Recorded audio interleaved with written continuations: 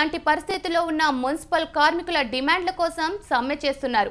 ఇటు సమ్మెపై హైదరాబాద్ ఎలా తయారైందో స్థానికులు ఏమంటున్నారో మా రిపోర్టర్ శ్రీనివాస్ అందిస్తారు.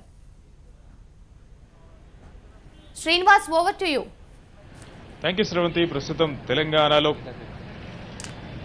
తెలంగాణలో మున్సిపల్ కార్మికులు చేస్తున్నటువంటి సమ్మె 6వ రోజుకు చేరుకుంది. ముఖ్యంగా హైదరాబాద్ లో కూడా ఇవాళ ఉదయం నుంచి జీహెచ్ఎంసీ కార్మికులు పెద్ద ఎత్తున సమ్మెలో పాల్గొన్నట్టు కనిపిస్తుంది. మరొక వైపు జీహెచ్ఎంసీలో ఉన్నటువంటి గుర్తింపు సంఘం ఎంప్లాయీస్ యూనియన్ సమ్మె విరమిస్తున్నట్టు ప్రకటించినా కూడా ఎక్కడ కార్మికులు విధుల్లోకి చేరినటువంటి పరిస్థితి లేదు. ప్రస్తుతం మనం అశోక్ నగర్ దగ్గర ఒక డంపింగ్ యార్డ్ దగ్గర చూడొచ్చు. పెద్ద ఎత్తున రోడ్డు పైనే చెత్తా చెదారం గుట్టలుగా పేరుకుపోయినటువంటి పరిస్థితి ప్రస్తుతం మనకు కనిపిస్తుంది. గత 6 రోజులుగా ఇక్కడ ఇదే పరిస్థితి నెలకొంది. ఒకవైపు జీహెచ్ఎంసీ ప్రత్యామ్నాయ ఏర్పాట్లు చేశామని చెప్తున్నా కూడా అవి ఎక్కడ ఆచరణలో ఉన్నట్టు మాత్రం కనిపించట్లేదు. చెత్తని ఎత్తడంలో ప్రత్యేక సిబ్బంది ఎక్కడా కనిపించట్లేదు. దీంతో 6 రోజులుగా పేరుకుపోయినటువంటి చెత్తా చెదారంతో మొత్తం నగరం అంతా దుర్గంధంగా తయారైంది. ఎక్కడికక్కడ వాసన మాత్రం భయంకరంగా వచ్చేటువంటి పరిస్థితి ఉంది. ప్రజలు మాత్రం భయాందోళనలో ఉన్నారు. ఇదే అంశంపై ప్రస్తుతం మనం మనతో మాట్లాడేందుకు కొన్ని కార్మిక సంఘాలు ఉన్నాయి. శంకర్ గారు చెప్పండి, ప్రధానంగా ఒక యూనియన్ సమ్మె విరమించింది. సమ్మెకు పిలుపునిచ్చినటువంటి 7 కార్మిక సంఘాలు మాత్రం సమ్మె చేస్తున్నాయి అంటున్నారు. అసలు ఏం జరుగుతుంది? ప్రధానంగా అసలు డిమాండ్ ఏంటి? ప్రభుత్వం ఎందుకని పట్టించుకోవట్లేదంటారు? ఈ మొత్తానికి నిన్న జరిగిన ఘటన కాదు. ఈ రోజు 6వ రోజు మున్సిపల్ కార్మిక సమ్మెలో ఉన్న కారణం కేవలం జీహెచ్ఎంసీ కమిషనర్ సోమేష్ కుమార్ గారే.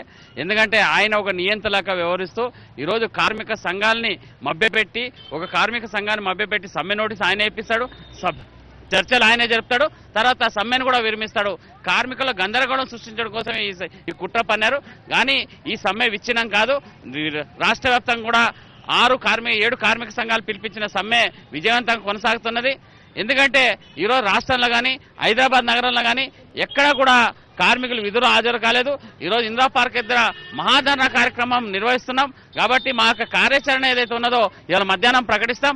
అవసరమైతే ఈరోజు అర్ధరాత్రి నుంచి లేకపోతే రేపు ఉదయం నుంచి ఈ ప్రైవేటు వాహనాలు తెచ్చి పనులు చేయాలి. ఇప్పటికే నగరంలో ఎక్కడికక్కడ చెత్త పేరుకుపోయింది. ప్రజలు భయపడుతున్నారు. అంటే ఆ బాధ్యత మీపై ఉంటుంది కదా?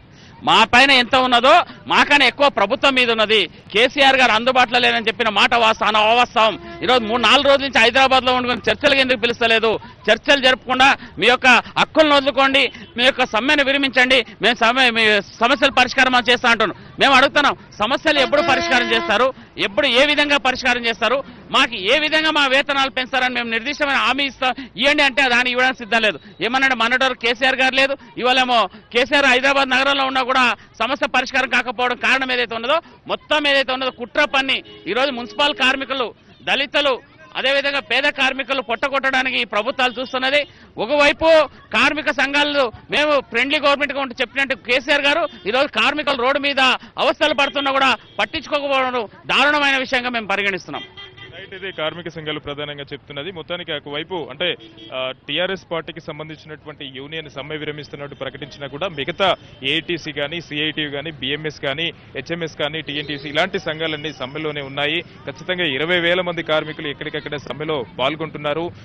వేతనం ఇచ్చినటువంటి డిమాండ్స్ ఏదంతో వేతన పెంపు చేపట్టే వరకు ఈ సమ్మె కొనసాగుతుంది. ఈ రోజు ఇందిరా పార్క్ దగ్గర ఒక భారీ బహిరంగ సభ నిర్వహిస్తున్నారు. అందులో భవిష్యత్ కార్యాచరణ ఈ సమ్మె ఎలా ఉండాలనేది కూడా చేస్తున్నారు. మరొక వైపు జీహెచ్ఎంసీ కూడా ఎస్మా లాంటి చట్టాన్ని కూడా ప్రయోగించేందుకు సిద్ధంగా ఉంది. ఇప్పటికే హైదరాబాద్ లో ఎక్కడికక్కడ చెత్త పేరుకుపోయి భయంకరంగా వాసన వచ్చే పరిస్థితి ఉంది. కాబట్టి ప్రజల ఆరోగ్యం దృష్ట్యా ఇటువంటి చర్యలు తీసుకుంటున్నామని కూడా బల్దియా చెప్పడం జరుగుతుంది.